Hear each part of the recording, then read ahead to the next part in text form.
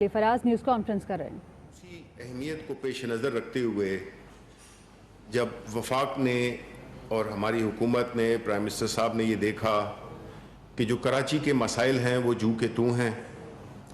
कराची के जो इस वक्त हालत है ये इससे पहले थी, तो लगता उससे यही था कि जो वहाँ की हुकूमत है या तो उसको संजीदा ले नहीं रही वो, या इसके अहल नहीं है कि वो कराची के जो बड़े बुनियादी मसाइल हैं, जिसमें कि हमने देखा है कि गाहे बगाहे वहाँ पे कोई ना कोई क्राइसिस होता था। कभी कचरे का एक वक्त आपको याद होगा कि वहाँ पे एक शहर बिल्कुल कचरे से गया था, उसके लिए भी फिर हमारे जो मेंबरान हैं कराची से और वफाक की हेल्प से उसको हमने वो किया। लेकिन अब जो है तो इस दफ़ा प्राइम मिनिस्टर इमरान खान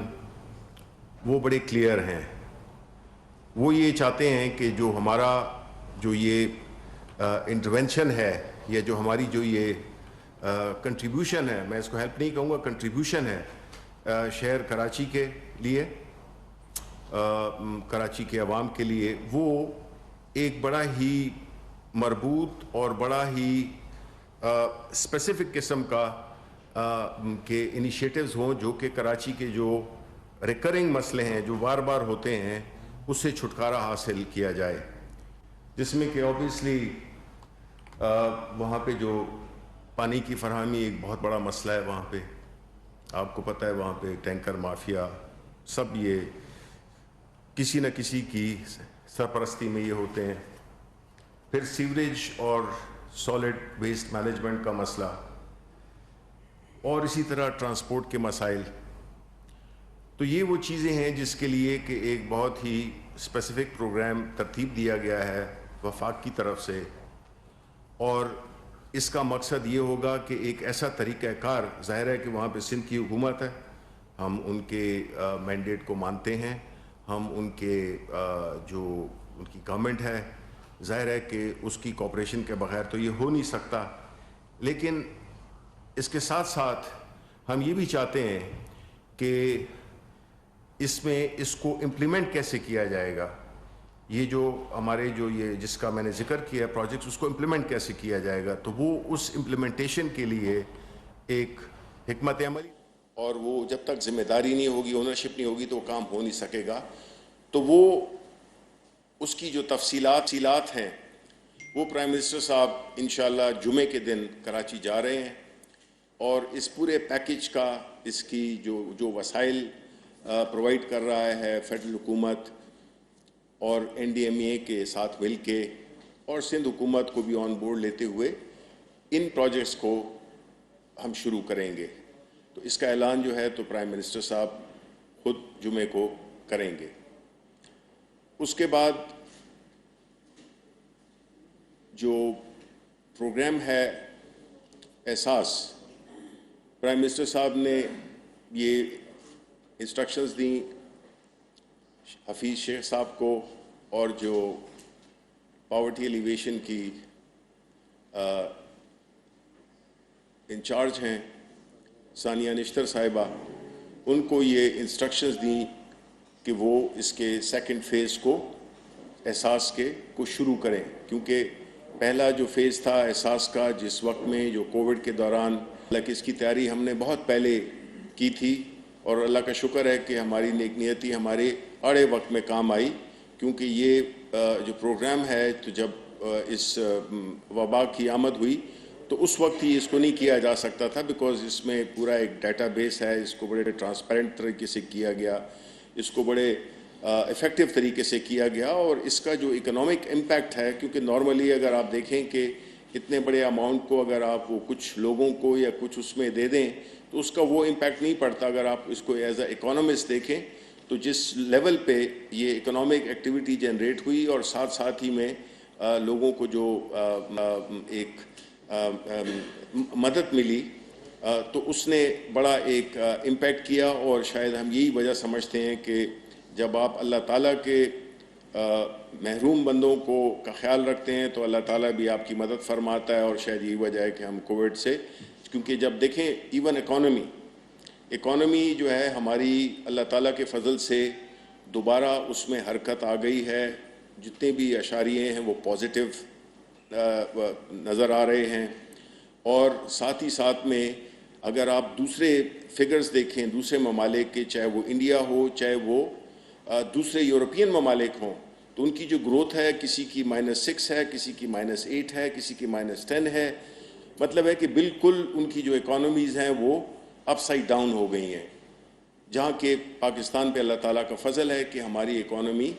ابھی بھی چاہے بہت ہی چھوٹی سطح پہ ہو لیکن پھر بھی پازیٹیو ٹیریٹری میں ہے، یہ اللہ تعالیٰ کی بڑی مہربانی ہے۔ اس کے علاوہ جو ہے تو جنرلی جو ہماری جو ایجنڈاز پہ بات ہوئی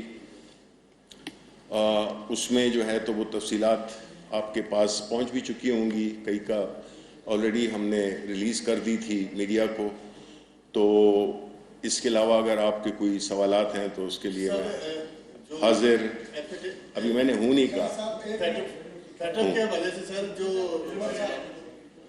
جی۔ سر آج آپ کو پتہ ہے کہ مریم نواز ہائی کورٹ میں پیش ہوئی، اس کے بعد شاہد خاقان عباسی مسلم لیگ رہنما، انہوں نے سر ایک پریس کانفرنس کی، انہوں نے اپنی پریس کانفرنس میں یہ کہا ہے کہ پی ٹی آئی حکومت سے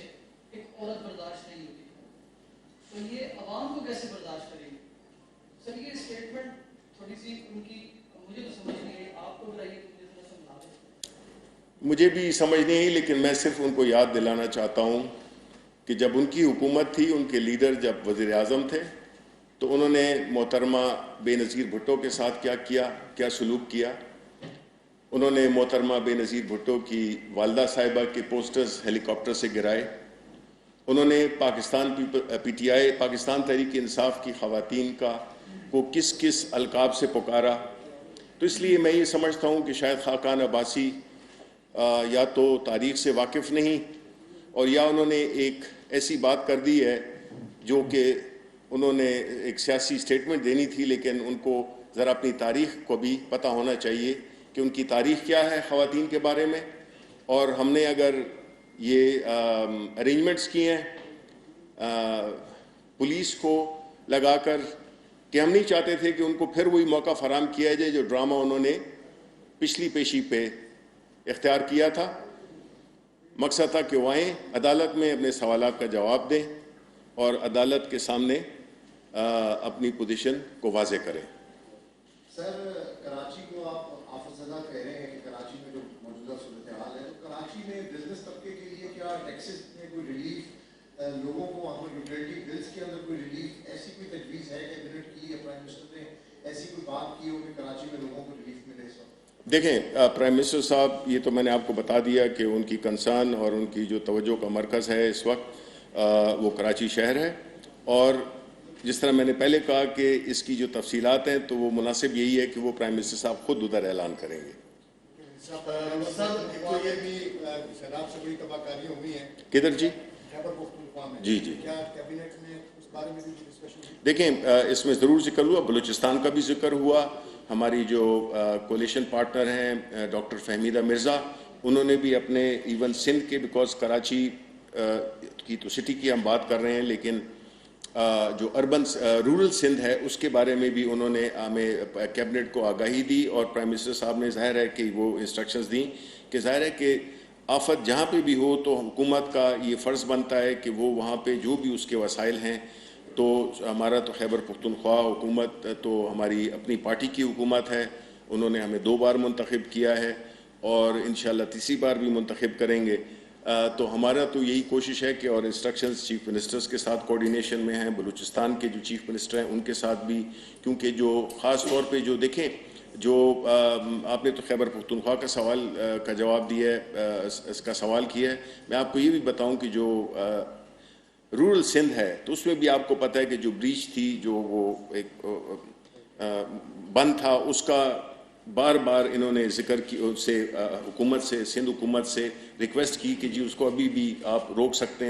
ہیں، لیکن وہ شگاف بڑے سے بڑا ہوتا گیا، یہاں تک کہ وہ جو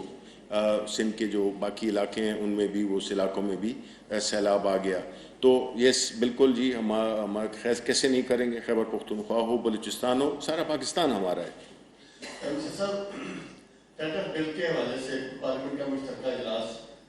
क्या उसके ऊपर भी क्योंकि आज गौर हुआ कैबिनेट में, क्योंकि इंडिया ने जो नया ड्रामा पुलवामा के हवाले से टेंडर के पॉइंट ऑफ व्यू से किया और एक उमर फारूक नामी शख्स को खैबर पख्तूनख्वा के 2 बैंक के चेक्स और बाकी चीज़ें जो उन्होंने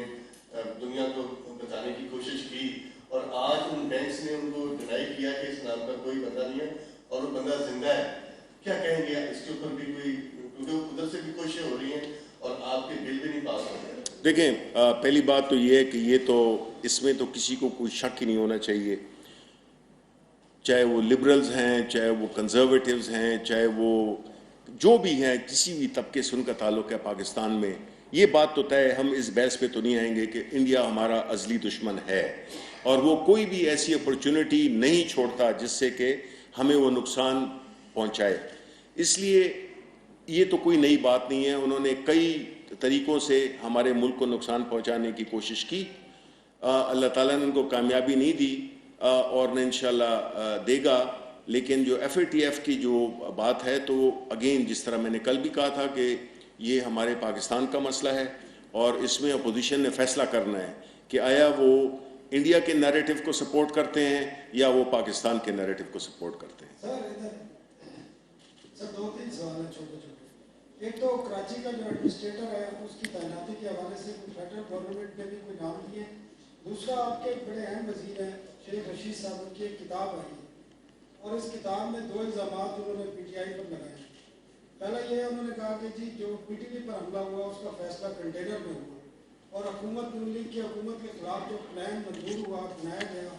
वो ताहिर कादरी और इमरान खान की लंदन मुलाकात में। सर तीसरा सवाल एक और भी है छोटा सा। आज कैबिनेट के इजलास में आसिम बाजवा साहब इन्वाइटेड थे और इन्वाइटेड थे तो आया, उन्होंने शिरकत किया? थैंक यू जी। सबसे पहले कराची का जहाँ तक ताल्लुक़ है एडमिनिस्ट्रेटर के तयन का, तो देखें जी, बात यह है कि ये मुख्तलिफ नाम दिए गए हैं हमारी तरफ से भी और कराची की भी जो सिंध गवर्नमेंट है उनकी तरफ से भी दिए गए हैं। ज़ाहिर है कि कराची में हुकूमत जिसकी है, फ़ैसला उन्होंने ही करना है। हमने अपनी सजेशंस नाम दिए हैं, उन नाम का मैं इस वक्त नहीं वो करूँगा बिकॉज़ उससे डिसीजन मेकिंग में वो एक कंट्रोवर्शियल सी हो जाती है वक्त से पहले अगर आप उनके नाम बताएं। दूसरी बात, शेख रशीद साहब की जो किताब है, जिसका कि मेरा ख्याल है कि इफ्तिताह अभी हुआ नहीं है, लेकिन हमें तो वो किताब मिली नहीं है कि हम उसको पढ़ सकें। इंटरेस्टिंग वो रीड होगी क्योंकि 50 साल का उनका मेरा ख्याल है सफ़र है। तो जब वो किताब आएगी, उसको जब हम पढ़ेंगे तो फिर उसका जवाब हम आपको दे सकेंगे। तीसरी बात आपने पूछी आसिम बाजवा साहब की। आसिम बाजवा साहब बिल्कुल कैबिनेट में आए थे और उन्होंने शिरकत की थी। नहीं जी, नहीं जी।